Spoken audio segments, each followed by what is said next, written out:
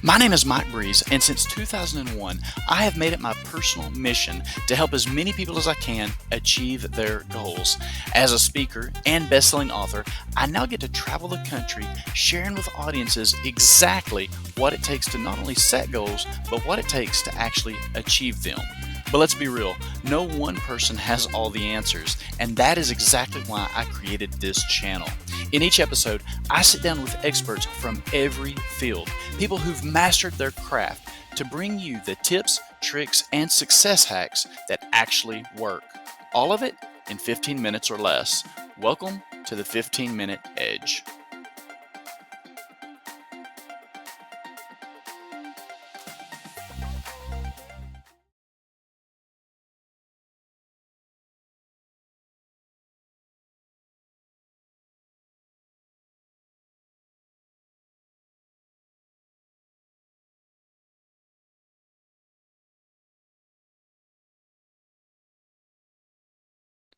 All right, so today I'm going to be speaking with a really good friend of mine, and the topic is going to be a little bit darker than maybe our typical conversations.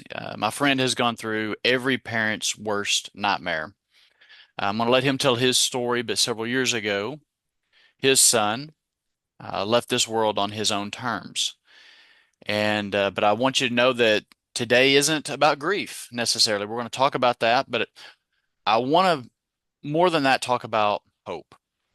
I want to talk about the process and let my good buddy Travis here. We've known each other for a long time. Gosh, we met probably back in, I'm guessing, around 2006, 2007, somewhere around there when I was in law enforcement. It was crazy. But anyways, I want to turn it over to you because I've got a lot of information. I know a lot of people may not have been going through the exact same scenario or situation, but a lot of people, most everybody, has to deal with grief at some point or another. And I wanted to bring you on here, just kind of talk about your experience, let people know that it is okay to talk about certain things and to let them know that certain emotions are going to happen and maybe some things that we can do to help ourselves and really to help others. And so I want everybody to welcome my friend Travis. Travis, take it away. Well, thanks, Mike. It's good to be back with you. And I know the first time we tried to get this done, we had some technical difficulties. So I'm going to try to remember everything I said to you. So, for your audience, my name's Travis McReynolds, and I've known Mike for, probably close to 20 years. We Oh, served on the street at the police department together. And that's where I met him. And life changes, man. After a few years, each of us went our own ways and we did other things. And during that time, our kids are growing up. And back in 2018, we lost our 18-year-old son, Drew, to suicide. And it was on the Sunday after Thanksgiving of that year. And I tell you, you think you understand the curveballs that life can throw at you until something like that happens and it turns everything upside down. So the reason I wanted to come on here today and talk to you is to let you and your audience know that anyone that's going through something like this, or heaven forbid if they ever do go through something like this, my main message is one of hope. So after about 2 years after we first lost Drew, I was at my worst. Probably about 2 years after was what I call my rock bottom. And there was, man, just a train of emotions that I didn't even know that I had. I didn't know that a human could experience. sure. You know, grief is a process, something I've learned and now I've studied on, but it's a unique process to each individual that goes through it. You've got your basic elements of your shock and obviously your grief, the guilt and the fear, the rage, all the different things that come in that package. But when they get mixed together a certain way, it affects everybody so differently.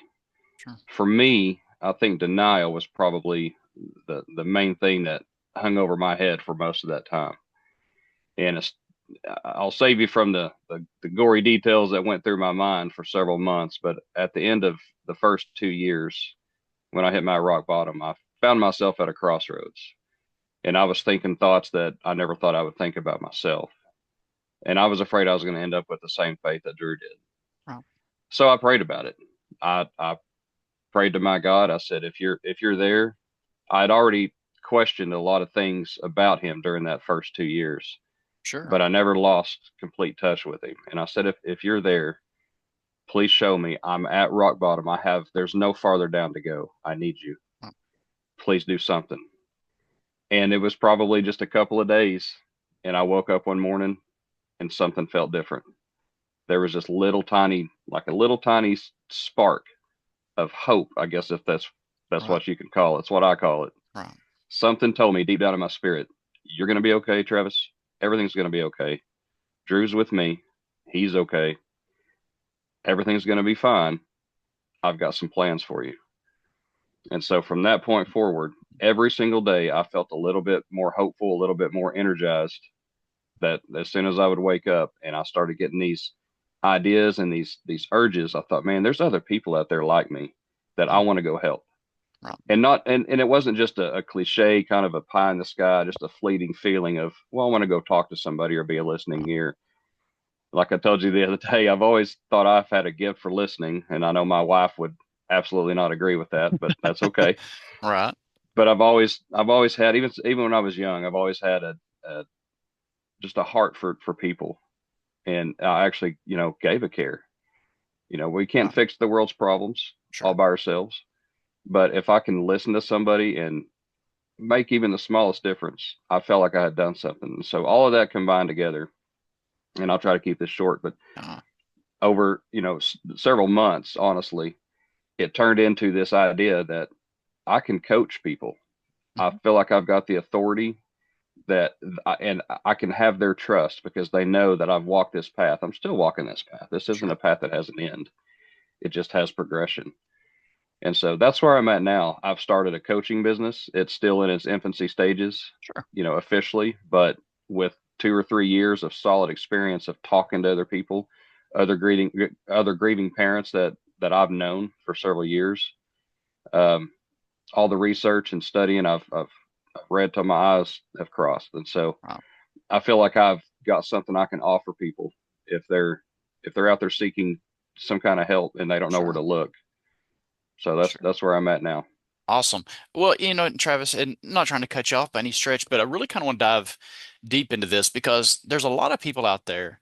They experience, grief and death. Uh, Suicide, I can't even imagine. And you mentioned rock bottom, and sometimes, you know, our rock bottom, we don't realize there's a basement there too, like rock bottom has a basement and you don't know how deep it can go. True. And I've known you, like I said, for years. You are a man of faith. But let's get real quick. What what's it like as far as I know you never lost faith, but I know, like you had mentioned, there was questions, probably moments of doubt even. Can you walk me through a little bit of that? Because I want people to understand that it's okay that you're going to have these thoughts and these ideas running through your head at some point, and I can't even imagine, those parts. Could you kind of elaborate maybe on that a little bit, if that's okay? Yeah, absolutely. Yeah, we can break that down a little bit. Yeah, when we first lost him, shock is kind of whatever every person expects to hear or to feel, Sure. and we absolutely did. The best way I could describe it to people that knew us and knew Drew was that I was in shock, but I wasn't surprised. And Okay. I will elaborate on that. But Yeah. Drew had, and I'll do that real quick. Drew had come to us, and he was about 14 years old. And prior to that, he everything was fine with him. At least it seemed to be. He was a normal kid. He was born early, and he was a little bit small physically, but he excelled in sports. He was an awesome wrestler. He had a pretty decent circle of friends. He was just a happy kid. He was a practical joker. He was the kid that, after a minute you're like, dude, get off of me. He would annoy you to the point that you would just love him even harder. Right. He had such a connection with older people and young kids. And I don't Yeah. know, I just think that was a God-given gift. Sure. But about 14 years old, he started on top of the regular changes that come with that age. He started to seem a little more withdrawn. He sort of slowed down, didn't smile as much, didn't seem as happy. He was preoccupied, and he came to us and told us that he didn't feel right, and he didn't know how to describe it, didn't know what was wrong. So we got him all the help that we could. Started Sure. taking him to doctor appointments. He saw psychologists, psychiatrists, counselors, two different inpatient stays. He actually had a suicide attempt in May of 2018 where he had overdosed.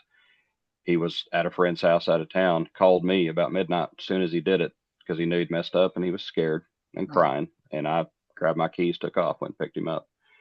Went to the hospital. He went to his second inpatient stay in Norman, Oklahoma, for about a week, and then 6 months later is when it finally happened. But the process of grief, the shock, which will hit you hard, it's numbing and it's excruciating at the same time. That lasted for several days, and in that process, your mind is asking every question that it can think of.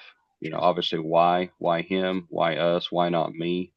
Is this real? Because the reality of it doesn't set in. At least it didn't for us for several weeks.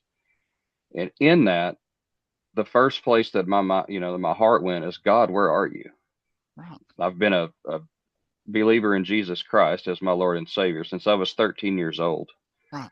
That's probably the first time that question marks popped up into my mind and in my heart.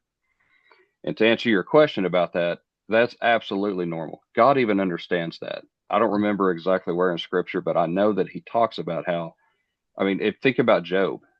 Think about the Sure. story of Job, where, think about what he went through. Right. And it seems like he was always right up to that point where he was about to lose his faith, but he never did. He asked God, why?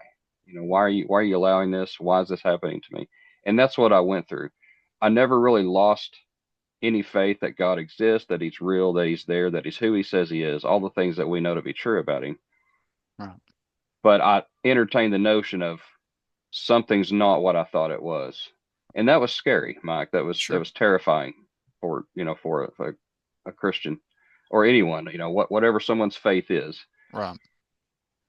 So I don't know. That's a foggy area of Sure. of this timeline for me. So I don't remember exactly Right. when that started to clear up. That was probably close to that 18-month mark, but I went through a period of several months. Then I did all this alone. Blessed my wife, but we had our own paths of grieving, Sure. and it was hard for them to cross. We did it together. We were side by side, parallel, but we were on our own paths, and so I felt like I did most of this, on my own. Now we had some family that's very supportive and were present, and that was wonderful. Don't get me wrong, but Right. people are it's something you're gonna experience. Is you're gonna question your faith. You're not gonna believe that it's really happening to you, especially when it's a child. Sure. And if we have time, we can get into some of those platitudes Yeah. that we talked about offline, that people mean well when they say things and Yeah. they're just not the right thing to say. But People do. yeah, You're so right. They say the most bonehead stuff. that And they mean absolutely, well. I think people genuinely, I think they mean well. I think when something happens, especially like this situation that is so traumatic, um, people just they don't know what to say. And so, but they feel obligated to say something. And it just yeah. comes out. And I know a lot of that, uh, it depends on the frame of mind that you're in, the receiver of what they're saying, and sometimes it can be really heart-wrenching. A lot of people will say things like, "Well, I understand what you're going through," and there's no way they can understand, and you know Hmm. that. Um, what are some things, maybe I'm glad that you brought that up. What is the best way for somebody, and I hate to say to approach you, but people they want you to know that they're there for you. They want you to know that they'll do Sure. whatever they can to help you. What's the best way for them to address that, I guess? That's actually a great question. It's a great way to put it. And the best answer to that, in my experience, in my opinion, is you don't have to say anything. Words are not required. Okay. Be present. That's all that I needed. I know that's all that my wife Jamie, that's all that she needed. Sure. If someone's going to be there, and we appreciated every moment that anyone spent with Sure. us or anything that they said, because we knew 100% of the time everything came from people's hearts. Right. But as you said, and like we talked about offline, it's almost a taboo subject. It seems Right. like these days is death, and especially the death of a child. It's awkward for people. Sure. A year and a half before that, some friends of ours up in a town north of us here, they had lost a son that was 12 years old to an illness. I Mhm. think it was an ongoing thing, and we went through the same thing on the other side. it was a little more. It wasn't as awkward because just our nature. Sure. It wasn't that bad, but in my heart, I didn't know what to say because what can you say? Right. There's nothing I can say to change how he felt. I was mostly in contact with his dad, um, and ironically, him and his wife are the ones that sang at our son's funeral a year and a half later. Really. The night that we lost Drew, he was the first person I asked him to call, and we're talking 10 o'clock at night on a Sunday after Thanksgiving, and he showed up. He drove 15 miles to come to my house immediately. That's the kind of the people that they are. But I brought that up to just explain that I've been on that side, and Sure. the best answer to that is to just be present. That someone being there, just the power of their presence is the best way I think to put that. Sure. Now I know we're going to run a little bit over. I've kind of prided myself on the 15-minute edge, That's but okay. that is completely okay. And anybody watching this, I want them to get value out of it. And this is a topic you can't really just Absolutely. summarize in 15 minutes, It's tough. because, like you said, it is a taboo topic, and there's a lot of topics like that we just kind of try to ignore, I guess. And I think that's the wrong way to go about it, but we do. Yeah, Especially like you said, when it's a child involved. Being in law enforcement myself, one of the best things that happened to me is no matter what the scene was, I never had to deal with the death of a child, even in that job, which was incredible for 8 years. Just miracle. short of 8 years, never had to deal with that. We dealt with it a lot, but never that. And so again, I can't even imagine. You'd mentioned that you and your wife you're together and yet you deal with it separately. I mean, everybody does. Everybody deals with things separately. Me and my wife, we handle things completely opposite. I don't take on other people's emotions a lot of times, and she does. She just absorbs, and she can what am I trying to say? Empathize with people in a way that I can't. I'm the old police officer. I'm just cold, and just the facts. And so my wife and I, we deal with things completely opposite. And there's no right or wrong way, I don't think. I think it's okay. Everybody just deals Agreed. with things their separate ways. But but I want to ask, throughout this entire experience, do you feel that that you and your wife, I mean, being that y'all did kind of have to deal with it on your own, do you think it made y'all stronger together? Do you think it created a wedge? Is that, what can people expect in that aspect? I can tell you what generally people expected, and they expected the wedge. Sure, And honestly, I think we silently expected the wedge. sure, Our marriage is an absolute miracle, especially after we lost Drew. right, It brought us closer. We didn't know that's what it was doing, but it made us both stronger as individual people and as husband and wife and as parents. I mean, we have other children.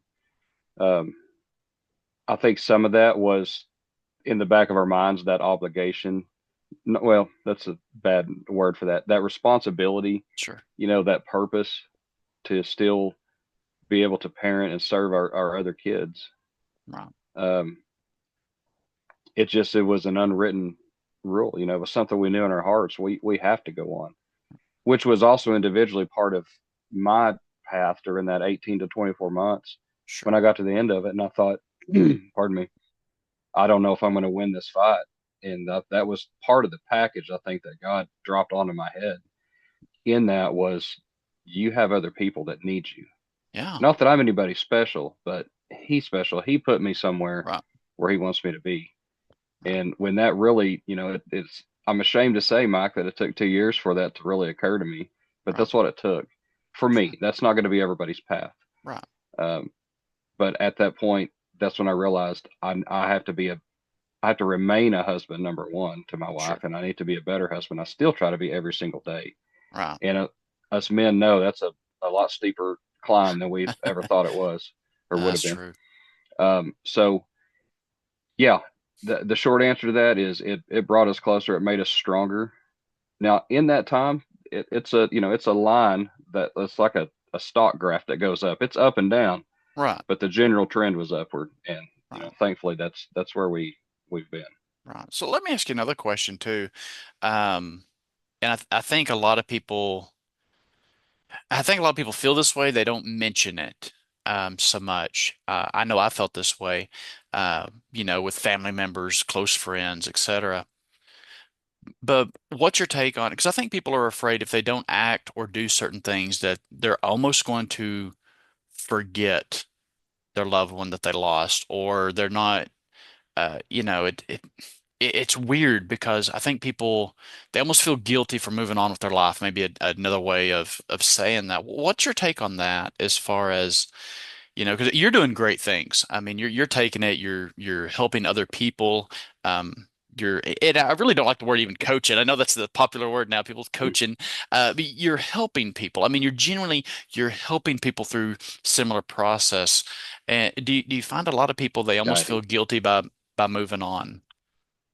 People do feel guilty. I felt guilty at first, Oh, and that's normal to feel that. But my answer to that is it's okay to go forward. And there's power in words. sure. So the word I've always chosen to use is to either move forward or live forward. I'm not moving on, Right. and it's just words, but at the Sure. same time, it's words, and Words are words matter. powerful. Yeah. Words are powerful and they matter. So that's what I talk about in another book that I'm working on now called After the Storm. Um, it's about this very subject, and I kind of go into detail about how it's okay to move forward, to live forward with your life, and you can do that without guilt, Right. and you should, and you Sure. can still honor the memory of your child or whoever it is that you've lost. Sure. Now, mine is a little more, fine tuned for child loss, Sure. but loss is loss, Sure. hurt is hurt, pain is pain, grief is grief. Right. So to answer that question, absolutely, it's absolutely okay. And I can tell someone that. I can look them straight in the eye and tell them it's okay to move forward. Right. They need to be convinced. They need to be shown. They need to be coached or Sure. guided is another word that I Right. think is proper. Right. And that's what I'm starting this process for. And so Okay. yeah, yes, I that's the no, short answer to and that. no, and I think that's awesome. We've got a little bit of time here left. What is something, if you could just give one piece of advice to somebody going through any type of grief, the loss of a loved one, whether it's a child, a grandparent, parent, it's something we're all going to experience at some point. We don't like it, but it is part of life, and we know that. What's one piece of advice that you've already given us several nuggets? I mean, really and truly just coming forward and saying, listen, this is going to happen. You're going to experience this. And if you're a person of faith, you're going to have questions. And I love how you say that because I think that's another thing that people feel guilty about. They're like, well, I should never question this. But on the back of their mind, they're Mhm. questioning a lot of things, because why is this happening to me? Why? We're a good family. We do this, we do that. Why me? Right. And is there any other like piece of advice other than something you've already hit on? Not trying to put pressure on you as far No, as, that's you're fine. um, Sure. but is there anything that you really think that somebody like, this is what I wish I would have known? This is a piece of advice that I really think would be impactful. Yes, I do, and it's very very simple. Probably the most refined advice that I would give somebody, and it's going to sound cliche. Don't ever give up. Now I will elaborate on that. Sure, To never give up is to make a conscious, intentional choice that you're not going to stop putting one foot in front of the other. It's going to and taking one breath at a time. It's going to be hard. The deepest pits of grief are the heaviest weights on your chest, the heaviest weights on your heart. I mean, almost literally, not just figuratively. sure, Uh, but the best advice I can give people is to don't give up because you will if you want to, you will survive this. right, You will survive it. And I can tell you that with 100% certainty because I've right, done it. To do that, everybody's different, but I recommend having it doesn't matter if it's as small as one person, have a support system. sure, Have that person, whether it is your spouse if you're married, if you are a person of faith, if it's your God, quote unquote. And there's going to mhm, be people out there that aren't of faith. sure, And loss of somebody that they love is scarier because they mhm, don't understand that if there is a next, sometimes that brings people into faith. sure, For those people, without any pressure or preaching, I want to encourage them to explore faith in God, open up a Bible, see what you find out. You, you would be amazed at the changes that can come into your life. But So for those people, I want to encourage that. But at the same time, I want to tell them too, God does exist. God does love them.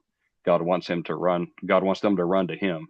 Sure. That aside, have a support system, have people that can be present for you, like I spoke about earlier. Sure. The person that understands that just them being there, not having to say anything is enough. That will Right. sustain you to get through these initial parts of this process. And I can promise people straight into their eyes that it does. I'm not going to say it gets easier, it gets better. It gets Well, it does get better. I will say Right. that because the load does get lighter.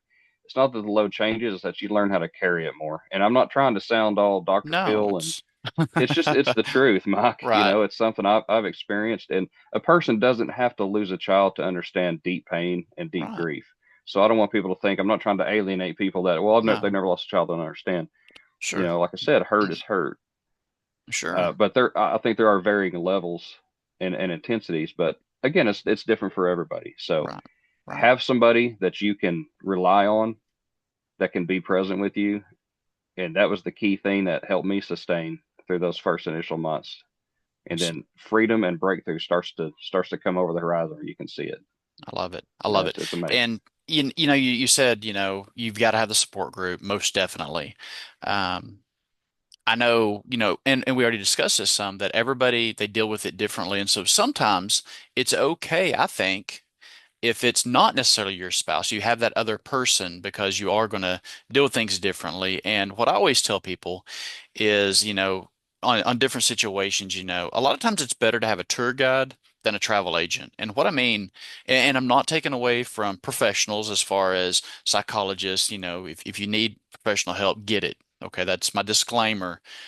But sometimes it is good to talk to somebody that's been there, you know, and that's what I love so much about what you're doing is you've been there. Again, I'm not telling people not to go seek counseling or do this or that, but you have been there. You're the tour guide. You're not just a travel agent.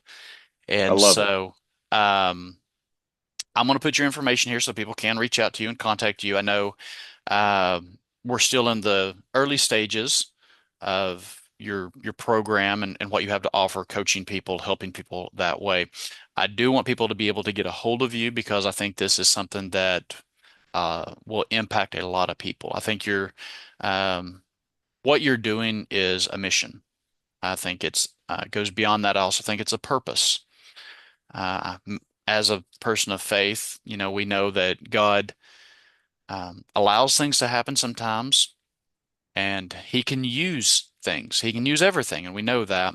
And I think He's using you in great ways. I think He's going to do some great things, and you're going to be able to help a lot of people with this message. So if you want to let people know, and I'm going to put it in the description as well, how they can get a hold of it. So if Sure. the video skips or whatnot, like it did last time.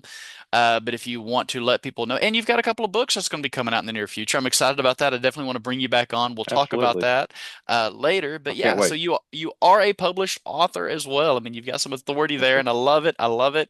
We will bring you back on. I'm about to run out of time, unfortunately. This went a little bit longer, almost twice as long, but great information. Seriously, great information. So. Well, thank you. What is the Appreciate best that. way for somebody to contact you? And I will follow up, and then again, I'll put all that in the Sure. description as well. But yeah, go ahead. What's the best way that somebody can reach you? Email Travis at Email. travismcreynolds.com. Okay. Should be now the website, the URL. It's not live yet Okay. because, like I've No, explained earlier, I think sure. maybe it's offline. Still doing some final tweaks on the website, Sure. so that's probably going to be a couple more weeks. Early August, I'm going to have that up and running and live. There's much more information on the website once we get that going. But to reach me directly, Travis at travismcreynolds.com. Awesome. Um, the book that's published, and we can do this on a different episode if you don't mind. I'll mention this real quick. Yeah. Different, not disorder. It's geared toward neurodivergent brains. ADHD is what we most know that as. And in my studies in that over the last couple of years, I found the connection between anxiety, depression, or what can be a connection, and what we call ADHD. But there's so much hope in that. And so if people want to get that book, it's available on Amazon now in paperback. Awesome. The ebook has some formatting work to be done. I'm waiting on, how it is when you I outsource understand. things and I hire people to help understand. you out. So that's We'll part make of sure the to put part the of the game. link. Yeah, we'll put it in the Sure. description as well so people can just click there and go straight there. One last thing that I want to let people know is if you or somebody you know is experiencing grief, they've experienced the loss of a loved one, whether it was a child or anybody, make sure to share this video with them, so they can get Travis's information. They can reach out if they need to, if they see the benefit there. I see great benefit in it. Again, tour guide versus travel agent. And I think it's good to have someone like that that you can talk to and really pick their brain. You've been an open book, and that's what I love so much about you, Travis, is that you said, you know what, coming on here, ask whatever you want. I want to ask those, and you have done that graciously. So thank you, thank you, thank you. I Thank do you. have to sign off here, unfortunately. We are ac absolutely out of time. But Travis, I want to say thank you for coming on here. And hang tight too, because I do want to visit with you for just a little bit longer as Sounds well. great. So Travis, thank you so much.